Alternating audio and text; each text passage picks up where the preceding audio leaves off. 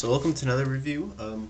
Very quickly, we're going to be looking at X Factor 216, I believe. Yes, 216. Um, well, first off, this is a pretty nice cover, right? Pretty cool.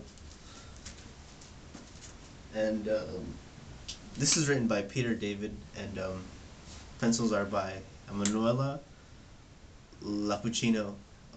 Yeah. So, X Factor. First off, something that this book does terrific, and Peter David is pretty amazing at, is mixing humor, um, and suspense, drama, comedy, all that. He does it really well, in the sense that you could have an issue start off really hilarious and transition onto something very dark or suspenseful, and you know I don't think many writers have that ability to mix the two together and have it come out like such a good way that Peter David does. So that's definitely one of the things that I really love about this comic and this issue in particular. So yeah, the artwork is also really good, I believe, and so there's no complaints there. Um, so yeah, in this particular issue we get two separate stories, kind of, which will eventually meet up in some place. But in one part of the book, you get these two ladies. One of them works as a nurse, and apparently she sees this lady who apparently is supposed to know her, um, but she can't remember who she is, and yeah, stuff happens there. It's actually pretty interesting, except that I didn't know who they were.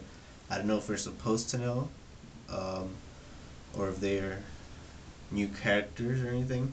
But yeah, I didn't know who they were, so that's kind of fell flat for me there a little bit. Um, then the other part is J. Jonah Jameson visits um, the X Factor gang, and yeah, he has a little mission for them to do. So I thought that was pretty cool. Um, yes, one thing that I loved in this issue was the fact that Rain is back into the world of X Factor, and they haven't acknowledged yet that she was part of X Force, and it's actually brought up here very, very, very shortly and very brief. But I'm really, really happy that they finally acknowledged that, because how could they not? That was when she was in X Force. It was a huge, huge deal, and yeah, it was it plus. So that was really good. I liked it. Um, I really want to see where that's gonna lead. With Rain, she's really I like her as a character. She's really interesting, and yeah. However, the one part that I actually felt kind of about was Spider-Man makes an appearance here, and I just thought the way he was written was a little weird. Um, he seemed too angry, too anti Jameson in this particular issue, and I know Spider-Man complains sometimes, but I don't know. He just seemed way too hostile and too angry, I should say. So yeah, I don't know. That was a little weird, but however, there was a funny line with when I believe it was Shatterstar. That's even, well, someone asked Spider-Man what his web was connected to. His, and he just replies a passing cloud, and it was pretty funny, because sometimes you do wonder where exactly his webbing is attached to. So that was it was it was an alright scene, but yeah, Spider-Man was too angry for my taste. So yeah, overall this was a fantastic issue.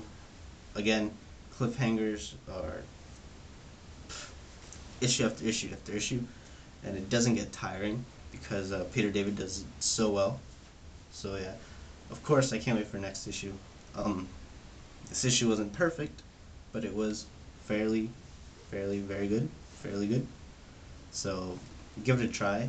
Um, things are actually getting really interesting now with Jameson has this little mission for X Factor. So give it a try. You won't be disappointed.